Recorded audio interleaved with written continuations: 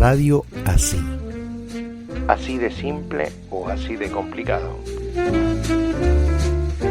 Literatura, historia, música, psicología, sociedad, humor, educación, series, salud, cine, radio, etcétera, etcétera, etcétera. Radio Así. Una de las 9.000 millones de formas de hacer radio. radioasí.com.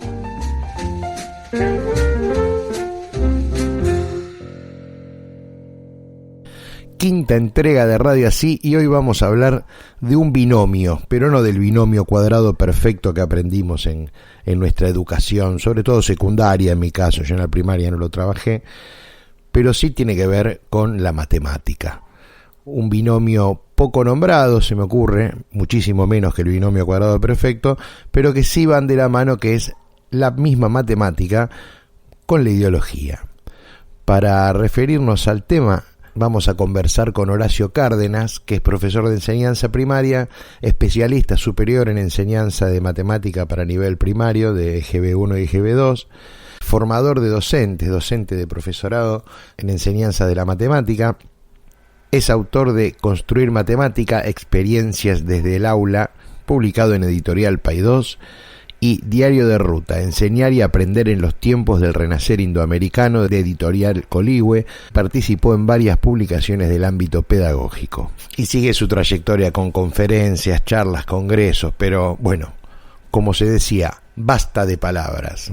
Cosa casi imposible acá porque es una charla. Matemática e ideología. Ahora, la charla. Radio Así. radioasí.com.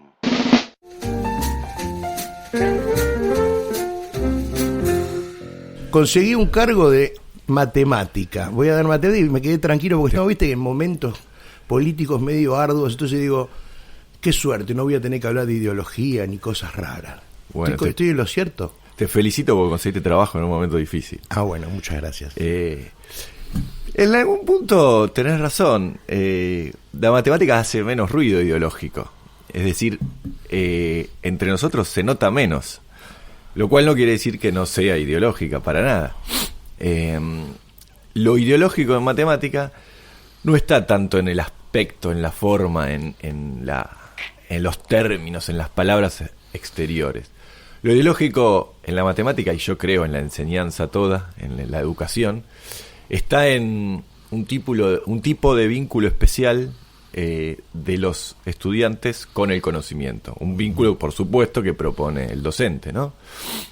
En ese sentido, yo creo que podemos ser matemática fuertemente ideológica, y desde una ideología que yo sostengo, que es la de que todos los sujetos y sujetas son portadores y productores de conocimiento.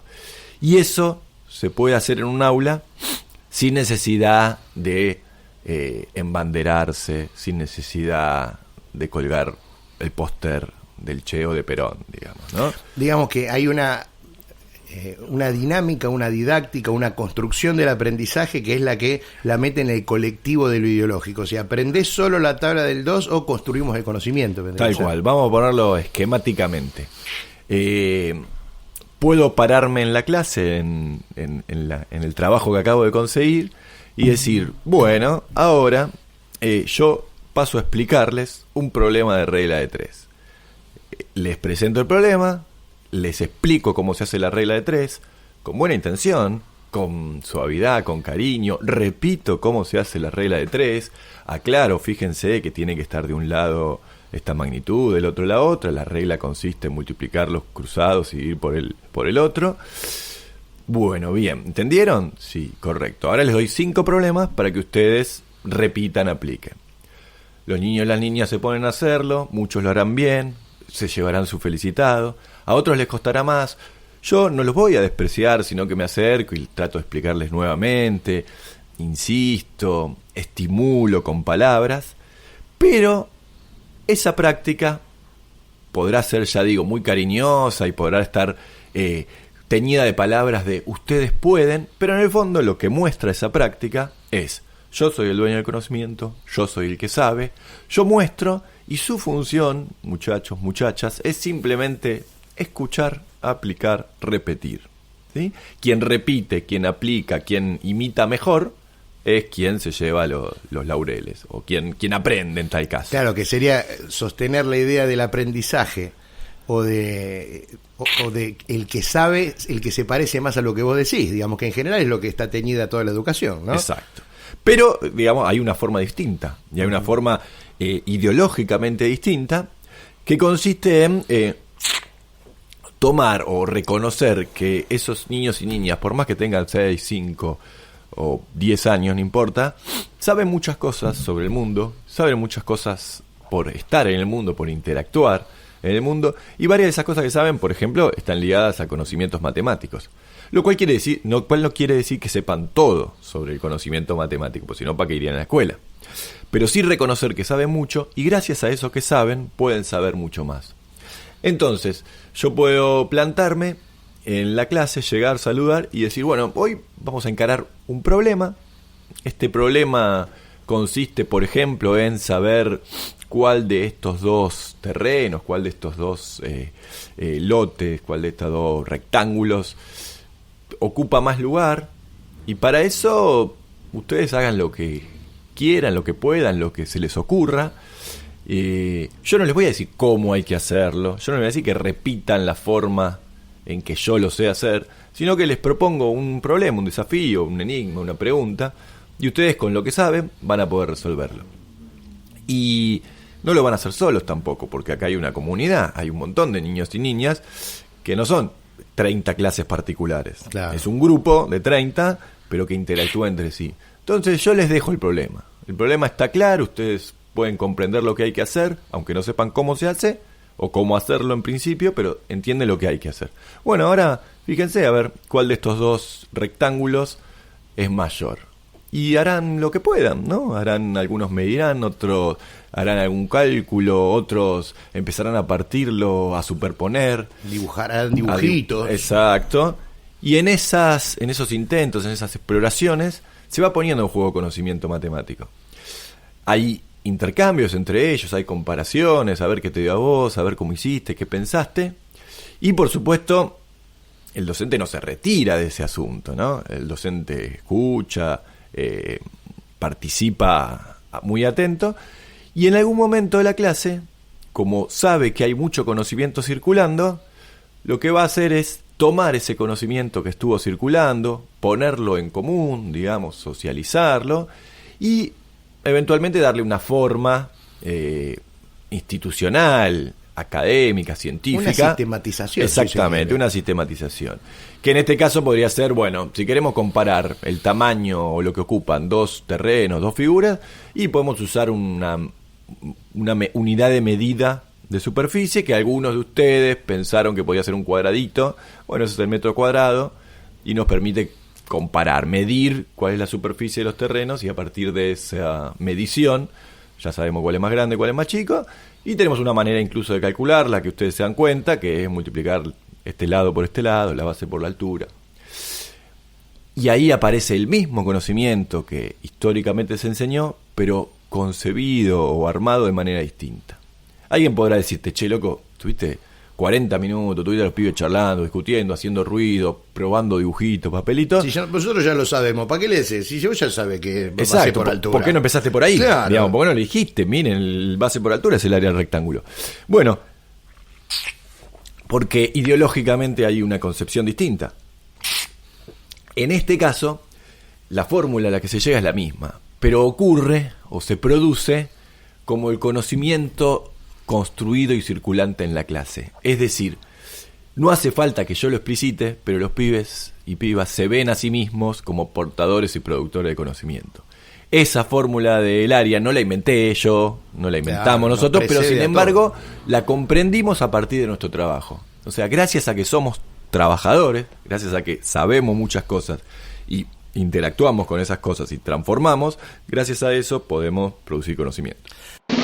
Digo, que importante que es después que uno sepa que llegó algo, que llegó un matemático, ¿no? Decís, mira, ¿por qué? Porque la matemática en definitiva es una forma de explicar el mundo también, y que según como uno lo vaya abarcando, la va a explicar, y que el conocimiento del niño le puede llevar más tiempo, pero cómo está basado también en lo que es el sistema de producción capitalista, porque este trabajo a vos te va a llevar el triple que si le pones la fórmula, o sea, the time is money. Exactamente.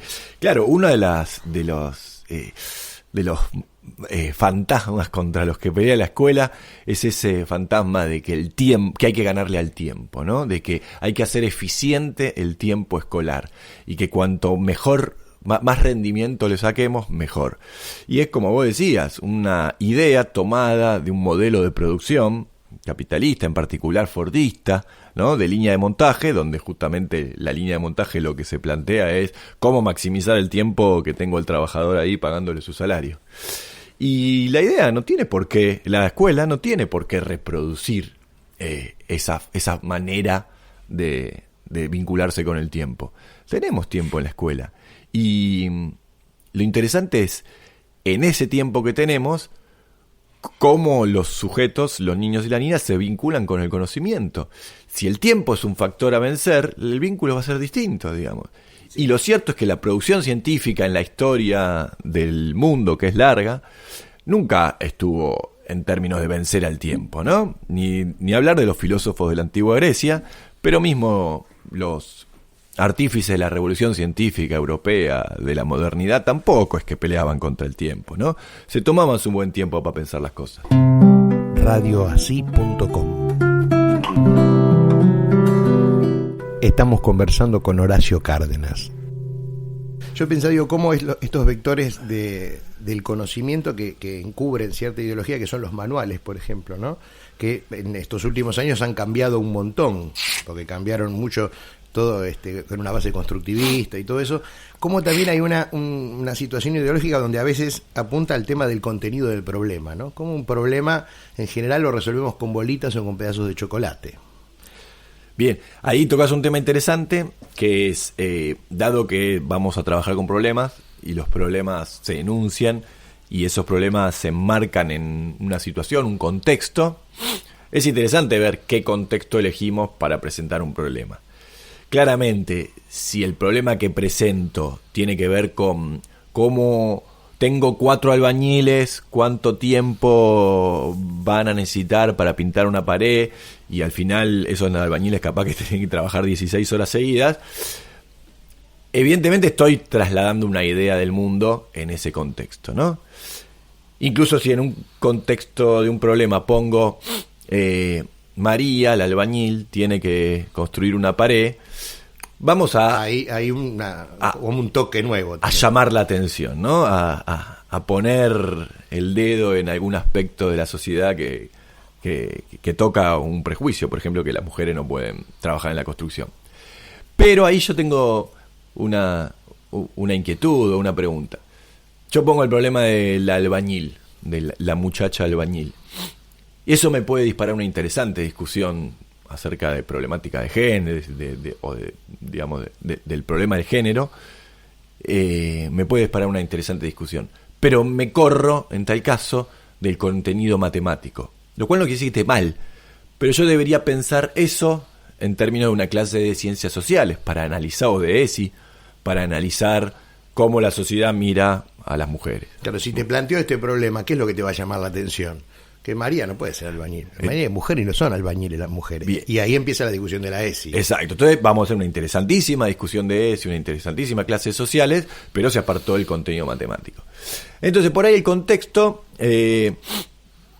o sea, puedo también traer un contexto piola, progre, y sin embargo reproducir una forma de enseñanza clásica que para mí desvaloriza la palabra y el conocimiento de los alumnos, ¿no?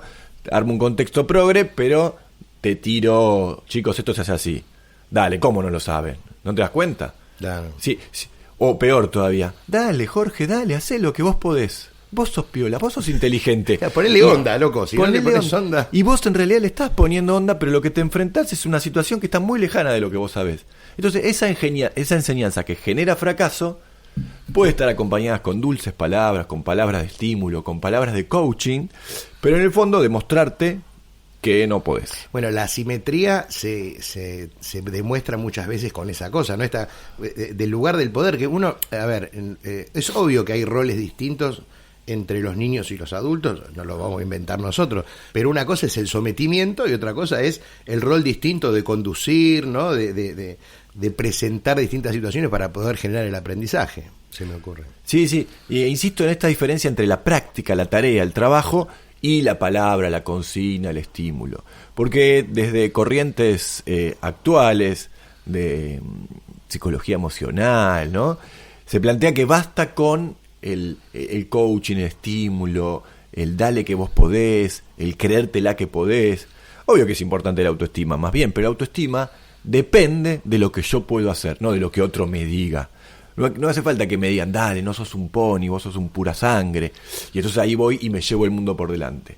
Por más que me digan eso, si después me presentan algo que no tengo las herramientas para resolver y que la distancia es muy grande, me van a estar demostrando que soy un idiota.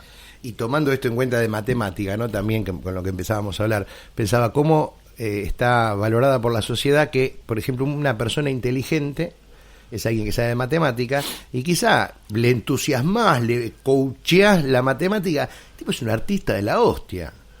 Y la matemática en ese momento no le funciona, o sea, es que no es inteligente. Entonces, bueno, también cómo ahí se invade la ideología de lo que impone el sistema, ¿no? La inteligencia está en los números porque los números dan resultados económicos y la economía anda. Sí, tal cual. También está buena la discusión acerca de qué pensamos los docentes, qué piensa el sistema educativo que es la matemática. Si uno considera que la matemática es simplemente resolver cuentas, estamos en un problema, digamos. En principio porque las cuentas se resuelven aplicando mecanismos, aplicando procedimientos estandarizados, y eso, en definitiva, para aprenderlo lo único que hay que hacer es reproducirlo. Pero estamos en un problema serio porque además ahora hay instrumentos que lo hacen muchísimo más rápido, claro, muchísimo mejor. Digamos, ¿para qué te voy a enseñar cómo calcular a mano una raíz cuadrada si cualquier celular, cualquier computadora, cualquier calculadora te lo resuelve en instantes? O sea, toda tu tarea, todo tu esfuerzo se vuelve ridículamente obsoleto. Pero justamente porque la matemática en realidad, desde nuestro punto de vista, no es simplemente una herramienta de cálculo. La matemática, desde nuestro punto de vista, es una forma particular de validar, o sea, de fundamentar, de organizar el conocimiento en torno a algunos objetos como el número, la medida, el espacio, la figura, los conjuntos. Lo interesante entonces del hacer matemática no es resolver cuentas, sino es dar buenas razones de por qué puedo afirmar esto que afirmo, ¿no? Y fíjense que esta definición de matemática se puede trasladar a cualquier ciencia, ¿no?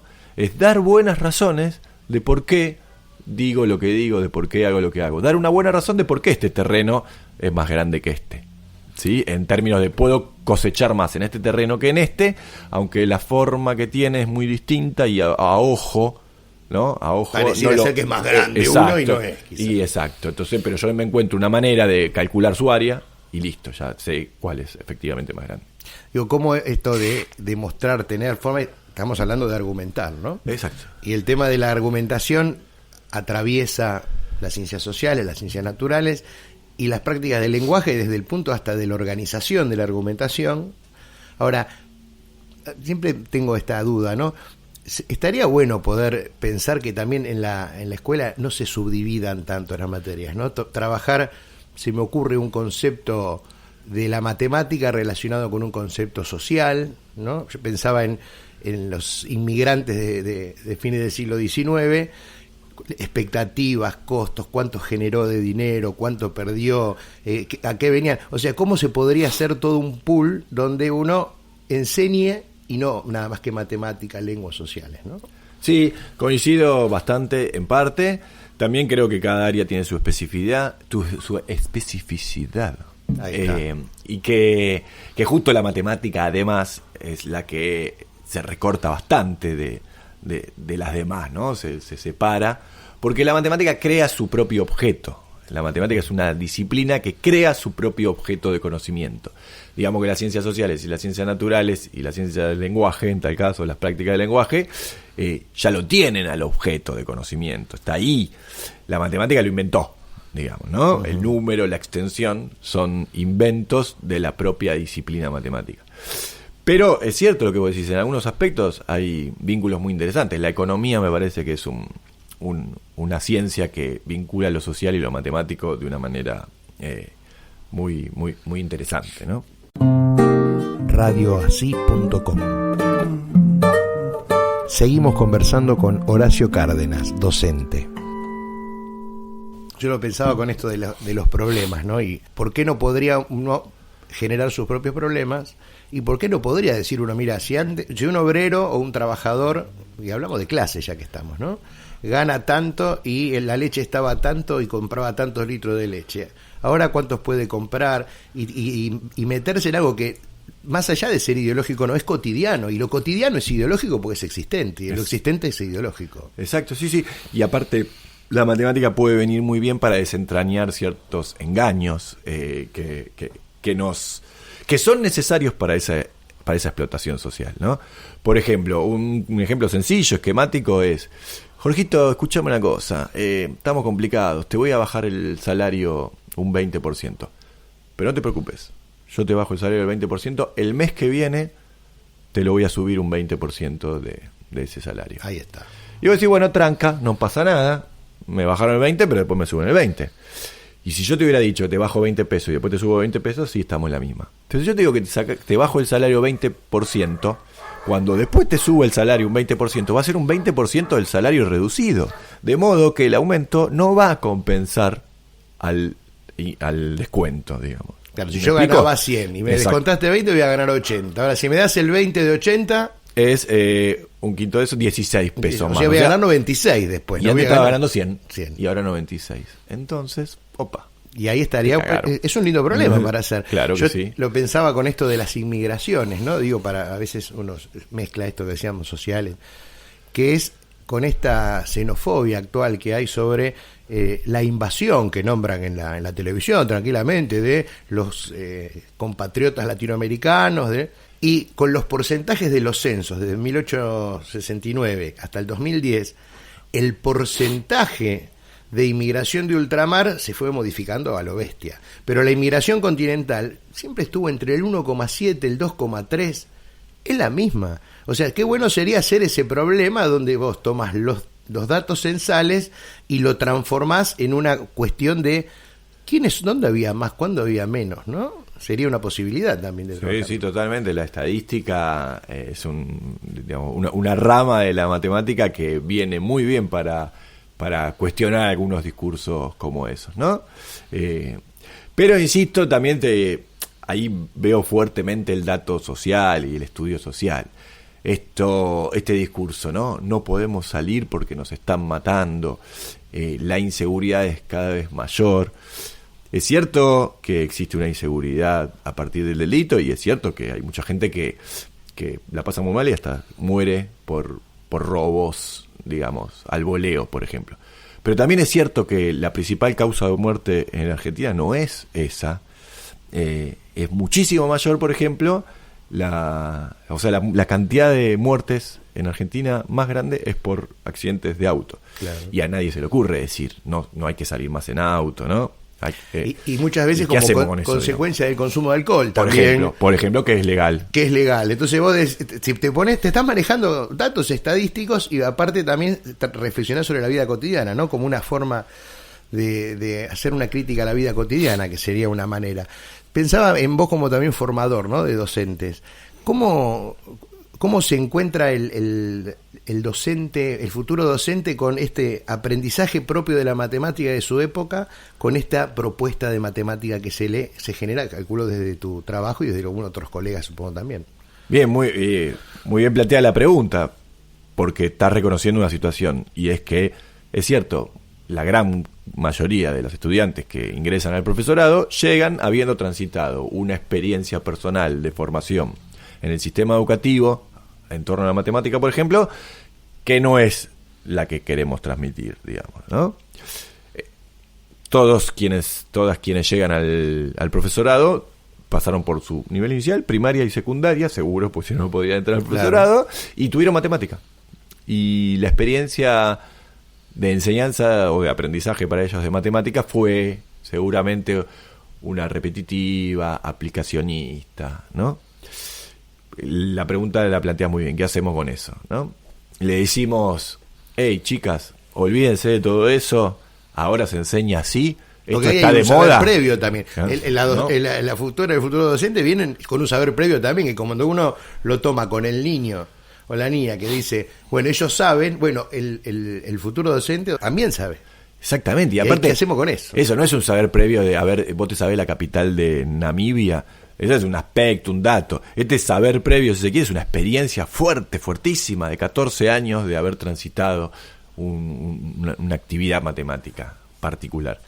Entonces, eso, ¿qué hacemos? Les pedimos que la dejen de lado, se los exigimos, les obligamos, no sirve. No sirve, En la ¿no? educación no sirve pedir, exigir. Entonces, ¿qué hay que hacer? Bueno, ¿qué hay que hacer? Es una buena pregunta, no sé si tengo la respuesta acabada, pero al principio lo que hay que hacer es, bueno, generemos en el profesorado una práctica distinta a la anterior y coincidente con la que queremos generar, ¿no? No es que nosotros le vamos a decir en el profesorado, escuchen, ahora hay que enseñar así. No, lo que vamos a hacer es producir una práctica de aprendizaje de matemática en el profesorado. Vamos a aprender matemática, aprendemos matemática en las aulas del profesorado y aprendemos matemática con una didáctica diferente. Con una didáctica donde las estudiantes son portadoras y productoras de conocimiento.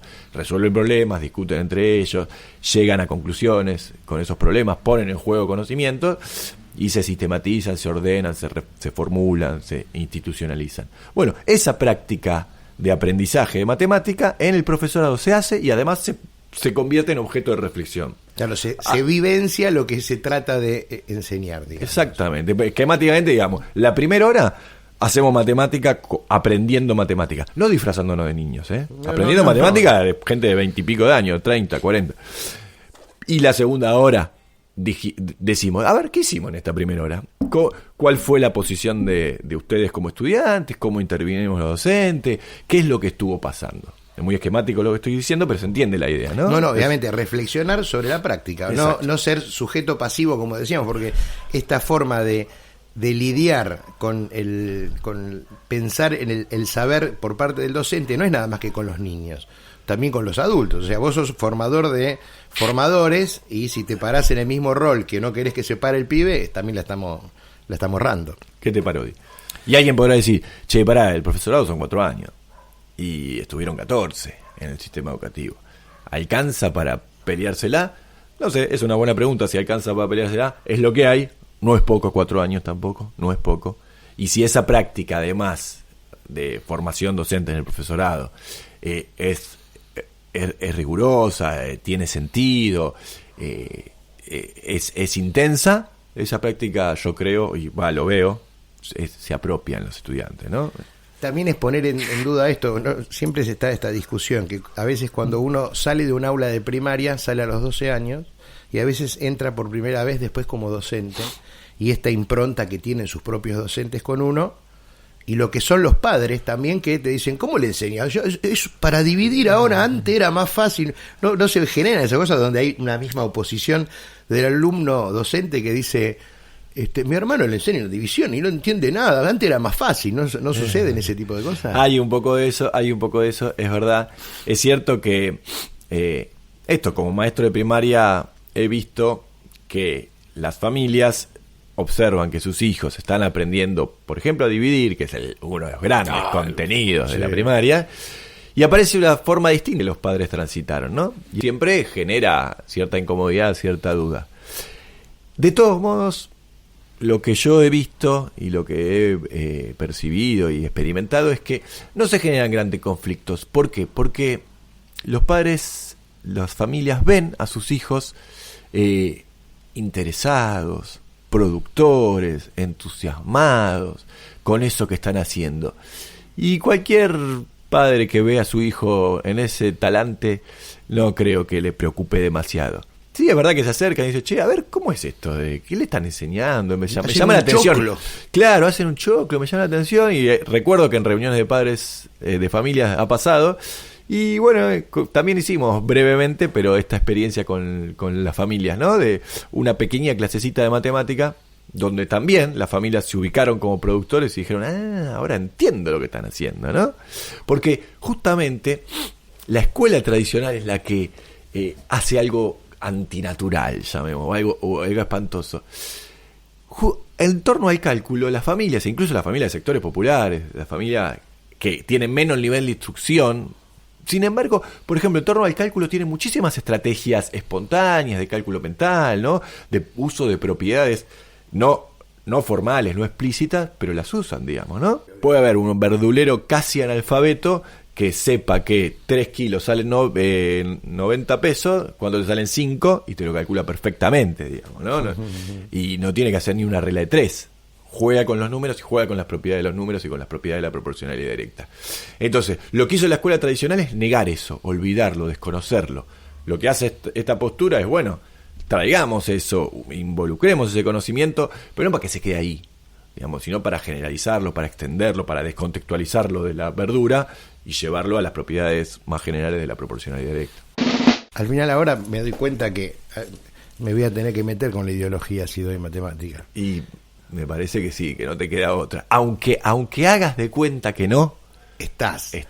Pensaba entonces que cualquier acto docente, como decía don Freire, es político, pero también no hace falta pensar en el contenido que se enseña, sino en la forma de concepción del sujeto al que se le está enseñando. Exactamente, y yo diría del vínculo pedagógico, es decir, es la concepción del sujeto al que se le está enseñando y cuál es mi relación o mi función como docente, mi papel como docente, cómo intervengo yo en esa relación de Jorgito alumno con la matemática, digamos. ¿Cómo intervengo? Porque decir, Jorgito es un tipo activo, un sujeto que sabe mucho, lo dejo solo. No, eso también es peligroso, digamos, ¿no? Porque dejar solo también es peligroso. Yo tengo una función ahí, yo tengo una responsabilidad.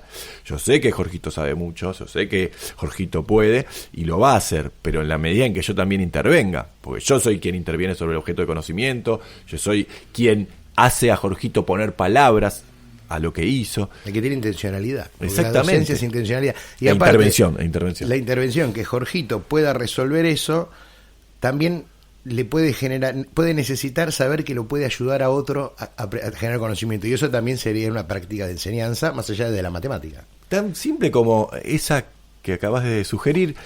Si yo digo, bueno, este es el problema, no se copien. Los primeros 10 tienen sobresaliente. Tienen una carita feliz con un sellito. Qué loco, ¿no? Fíjate que el problema es el mismo, el contenido es el mismo, los sujetos son los mismos, y ya simplemente con estas consignas distorsiono absolutamente todo, ¿no? Distorsiono absolutamente todo, primero porque justamente producir conocimiento no es ganarle al tiempo, hacer ciencia no es ganarle al tiempo, y tampoco se hace solo. ¿Quién dice que los científicos, los grandes productores académicos hacen la cosa solo? No, eso es mentira. Radio Así. radioasí.com